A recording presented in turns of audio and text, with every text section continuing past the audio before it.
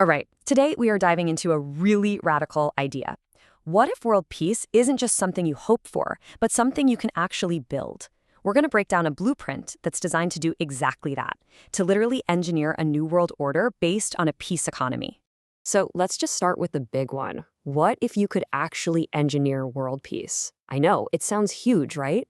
But the system we're exploring today treats it less like a political dream and more like a practical engineering problem that actually has a solution. And this huge, world-changing vision, it doesn't start in some stuffy boardroom. Nope, it starts right here with something you can see and touch, a single sanctuary, a high-tech orchard, right in the hills of Portugal. This isn't just some fancy retreat. Think of it as the physical proof of concept for a whole new way of doing things. Okay, so let's get into our first section, an orchard for world peace. It really does all start here. We're going to look at how this one physical spot is designed to be the seed for a massive global system. The entire strategy really boils down to this one powerful idea. You start small, you prove that it works, and then you scale it up. The plan is to take this single working model in Portugal and just replicate its core ideas, building it out into a worldwide economic and social network. So that brings us to Section 2, the sanctuary and its intentions. To really get how this global system is supposed to work, you've got to look at its beating heart, the actual place where it all comes to life. Now, when you first look at this, you might just see a beautiful luxury eco-resort. And hey, you're not wrong. But this place, the Royal Oasis de Frades, is designed to be so much more. It's like the physical front door to this whole experiment. It's a place where people don't just read about the model, they actually get to live inside it. So what's the point of this sanctuary? Well, it's not just one thing. It's doing a bunch of things at once. It's a place you can experience, a hub for plant-based food innovation, and even what they call a kill zone. Think of it like a blue zone, a place totally focused on health and living a long time. But here's the real heart of it, the most important piece of the puzzle. It's designed as a place to practice and improve intentions, and that's absolutely key. The whole idea is to create this stress-free environment where people can really get on the same page, share a positive purpose, and build a real, genuine community from the ground up. And this slide really shows a key evolution here. The project actually started out as direct humanitarian relief. That's ARQ18, which gave food to people who needed it. But it's evolved into something called Club Quail, which is described as a universal hospitality system. You see the shift? It's going from just giving aid to actually building a self-sustaining community that's all about shared positive intentions. Okay, for the sanctuary to be more than just a beautiful idea, it needs an economic engine, right? So that brings us to Section 3. And you'll see the fuel for this engine is something you might not expect. This is the Miracle Bar. And believe it or not, it's way more than just a snack. They frame this as the smallest possible unit of peace infrastructure. It's basically a survival-backed currency, a whole food, plant-based bar that turns the simple act of eating into a tool for building this whole new economy. So how does a snack bar do all that? Well, it's all about something they call the bar-to-land engine. It's a simple 3-step process. Step 1, you buy a Miracle Bar. Easy enough, right? Step 2, that purchase automatically creates a digital token, which is basically a unit of tokenized trust. And now for Step 3, and this is the game changer. That token is backed by a real-world asset. We're talking 1 square meter of actual, productive farmland in Portugal. So with every single bar you buy, you are literally getting a stake in the project.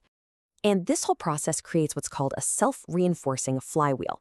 Just follow the cycle here. Consumer demand for the bars and the resort brings in capital. That money is then used to buy more land, and that land increases the system's value and its ability to produce more, which, you guessed it, drives more consumer demand. It's a closed loop designed to just get stronger and stronger with every single purchase. And we are not talking about a small-scale operation here. To get that flywheel spinning really fast, the first goal for the Portugal prototype is to have an annual production capacity of 1 million bars. That's the kind of industrial scale they think is needed to make the entire economic engine work. Okay, so we've got the physical place, the sanctuary, and we've got the economic engine. But how do you manage all of this? That brings us to Section 4, the triple helix, which is basically the organizational blueprint for the whole shebang. So the whole ecosystem is built on this triple helix model. It's a great visual, right? Just like DNA, it weaves 3 separate strands, academia, industry, and government, into one single, unified, and really resilient framework. Each strand has its own job, but they only really function when they're all twisted together. Let's break that down a bit more. Each strand has a super clear role. Academia, that's the why. It sets the vision. Industry is the how. It builds the engine that makes everything run. And the government pillar, that's the architecture, the what and the where. It turns that big vision into scalable policies. And this isn't just an abstract idea. Back in Portugal, each of these pillars actually has a real physical home. The gem property is the academic center. The homestead farm is the industrial engine. And the Royal Oasis Resort, that's the hub, where all the governance and social architecture gets tested and shown off. All right, so let's pull the camera way, way back. We've seen all the pieces. When you put them all together, what is the ultimate endgame here? What's the big goal? At the very heart of this project is a huge shift in thinking. The old question, the one driven by hope, was pretty simple. Can we cooperate? But the new question is much more pragmatic and, frankly, more urgent. Can we engineer prosperity fast enough to make conflict totally obsolete? It's a complete pivot from diplomacy to engineering. And that pivot leads to this core concept, engineering economic gravity. Just look at the chart. The goal is to make that golden peace economy line always, always trend higher than the gray cost of conflict line. The entire system is engineered so that the return on investment for peace is just structurally greater. And when stability becomes more profitable than conflict, well, the idea is that conflict will just collapse under its own economic weight. So how in the world do you pull that off? The core strategy is radical economic interdependence.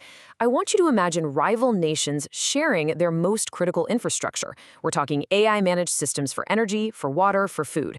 When you're both sharing the very systems you need to survive, war stops being a strategic move. It becomes a guaranteed form of mutual financial self-destruction. Ultimately, the entire philosophy can be boiled down to this one simple, powerful line from the source material. We can feed people faster than we can fight. It's a super pragmatic approach that tries to just bypass all the political arguments and focus on a core, achievable mission for humanity. Which leaves us with one last, really provocative question.